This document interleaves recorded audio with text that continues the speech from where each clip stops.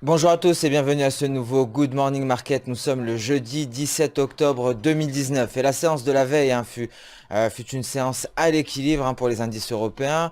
Le DAX est parvenu à grappiller quelques points. Le CAC 40 est resté quasiment figé aux alentours des 5700 points. Alors c'est le Brexit qui retient l'attention des opérateurs. Les indices européens sont suspendus à l'actualité en provenance de Bruxelles pendant les négociations.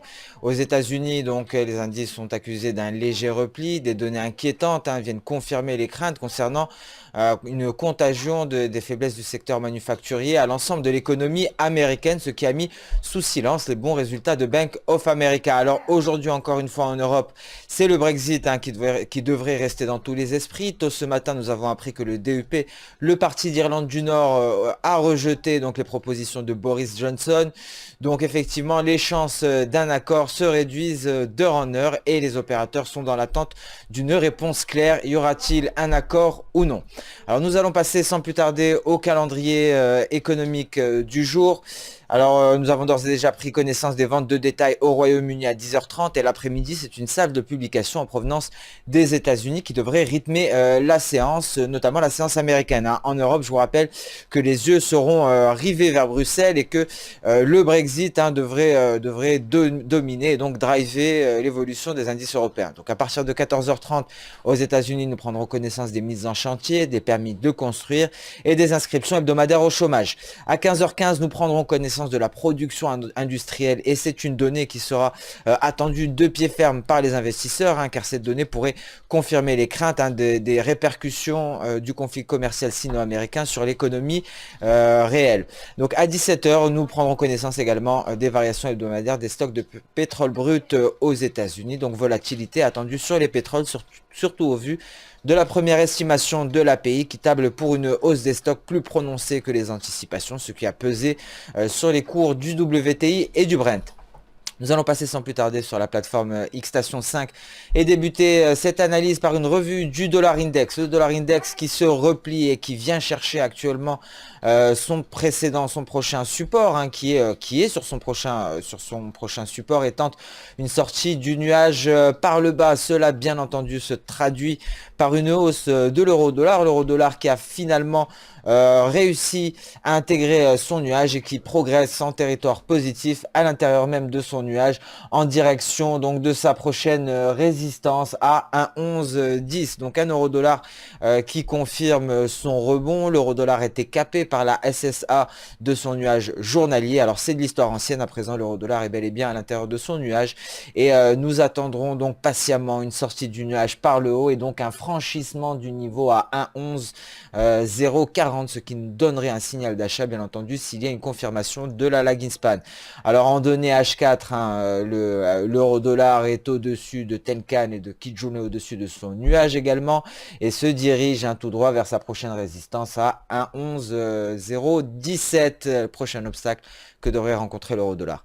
L'USD4 de son côté vient de sortir de son range, un range qui est d'actualité depuis quelques mois maintenant. Attention, cette sortie de range par le bas n'est toujours pas validée. On pourrait assister à une réintégration dans le range et donc dans le nuage, ce qui viendrait de pair avec un franchissement à la hausse de la SSB, étant donné que la lagging span est en train de tenter ici de franchir son dernier obstacle, donc cette bougie verte, un franchissement qui devrait venir de pair avec un franchissement également de la SSA, ce qui validerait la sortie du trading range.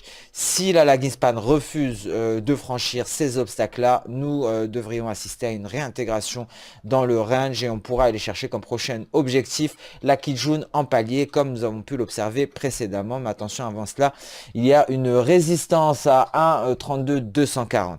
Alors nous suivrons donc avec attention les interactions de la lagging span avec son dernier obstacle et un franchissement de ces obstacles validerait la sortie par le bas et on pourra aller chercher ici les prochains supports sur l'USD4, notamment le support à 1,31,430. Le GBP-USD, quant à lui, est toujours en tendance haussière. Un GBP-USD qui, très tôt ce matin, était au-dessus des 1,28. Le GBP-USD s'est replié en quelques minutes pour aller chercher sa Kijun en données H1. Cela est dû à l'annonce du rejet de la proposition de Boris Johnson par le DUP, le parti d'Irlande du Nord. Alors, le GBP-USD a rebondi sur la Kijun et évolue actuellement au-dessus du niveau des 1,28. Alors, nous garderons un œil, bien entendu, sur le câble, sur le GBP-USD qui sera soumis à énormément de volatilité lorsque nous aurons une réponse concrète concernant le Brexit. Nous allons passer à présent sur les indices boursiers. Nous allons débuter par le DAX. Le DAX qui évolue encore une fois en territoire positif pour la troisième séance consécutive. Un DAX qui est en train de valider ici le franchissement de sa résistance à 12 678. Une résistance qui avait renvoyé les cours à maintes reprises. Alors il semblerait que le DAX est en train de valider le franchissement de ce niveau. Alors prochain objectif à la hausse pour le DAX est matérialisé par les 12 752 points. Le CAC 40, quant à lui, était à l'équilibre hier et n'est pas parvenu à franchir le haut de son canal haussier, un canal haussier qu'il a intégré depuis la mi-février 2019, un canal haussier qui avait été franchi à la hausse afin d'inscrire un nouveau record à la clôture à 5702 points. Stabilité hier et aujourd'hui, nous revenons à nouveau tester cette borne supérieure du canal haussier sur le CAC 40. Alors attention, car le CAC 40 est soumis à l'actualité concernant le Brexit. Il pourrait marquer un nouveau sommet pluriannuel à la clôture, bien entendu, si nous avons des bonnes nouvelles en provenance de Bruxelles. À l'inverse, s'il n'y a pas d'accord, on pourrait assister à une forte correction sur le CAC 40 qui pourrait très rapidement aller chercher son support à 5605 points. Les indices américains ont affiché une performance négative hier. Ce sont des données inquiétantes qui ont pesé sur Wall Street. Ils sont actuellement en petite hausse, notamment le S&P 500 qui parvient en données 4 heures à refranchir à la hausse sa Tenkan qui pourrait être son support en attendant l'ouverture des marchés américains, car nous avons la résistance et c'est psychologique à 3000 points, donc un seuil majeur qui sera difficile à franchir pour le S&P 500. Alors l'US 100 également se maintient au-dessus de son support à 7940 points. Alors en données 4 heures également, il parvient à franchir ici sa Tenkan et pourrait aller chercher sa prochaine résistance à 8034 points. Sur le volet des matières premières à présent, alors l'or qui reste toujours relativement stable et s'inscrit toujours dans son canal baissier, et l'or qui est capé par ce cluster de résistance à 1497 $ l'once. En données H4, donc l'or n'affiche pas énormément de volatilité et les différentes résistances sont matérialisées par les paliers de Kijun à 1492 $, mais également 1495 $. Le WTI s'est replié hier suite à l'estimation de l'API qui fait état d'une hausse plus prononcée que les anticipations de la variation des stocks de pétrole brut aux États-Unis. Attention, si cette donnée est confirmée par le chiffre officiel, le WTI pourra aller chercher ses précédents supports, notamment aux alentours de 52 $. Ce serait donc un objectif à la baisse s'il y a confirmation d'une nouvelle constitution des stocks hebdomadaires aux États-Unis. Dans le cas inverse, on pourra aller chercher ici la résistance à 53,30 $, une résistance d'ailleurs que le WTI est venu tester hier en tentant de franchir sa Tenkan en palier avant de retracer suite à l'estimation de l'API.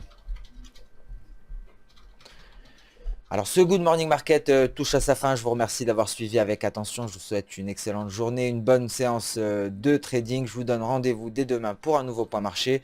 Bien entendu, n'hésitez pas à liker, commenter ou même partager cette vidéo.